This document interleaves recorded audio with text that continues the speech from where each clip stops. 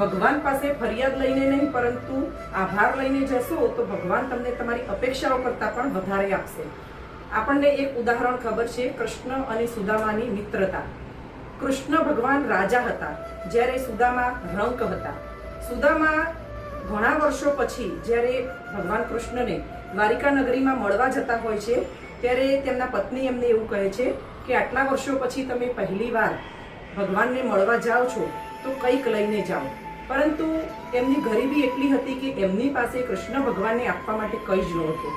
ત્યારે એમને એમના ઘરમાં અન્નનો દાણો પણ નહોતો, તો બાજુવાળાના ત્યાંથી એક મુઠ્ઠી ચોખા લઈને ત્યાં જાય છે અને દ્વારિકા નગરીમાં જઈને કૃષ્ણ ભગવાનને એક મુઠ્ઠી ચોખા પણ આપે છે.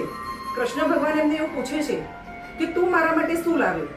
તો એક મુઠ્ઠી ચોખા આપે છે ને તો પણ કૃષ્ણ ભગવાન એ એકદમ ઝડપથી ખાઈ જાય છે અને એ ખાઈને પણ રાજી થઈ જાય છે. એટલે કૃષ્ણ ભગવાનને એક મુઠ્ઠી ચોખાથી પણ સંતોષ થાય છે. એમને કોઈ સોના દાગીનાની જરૂર નથી.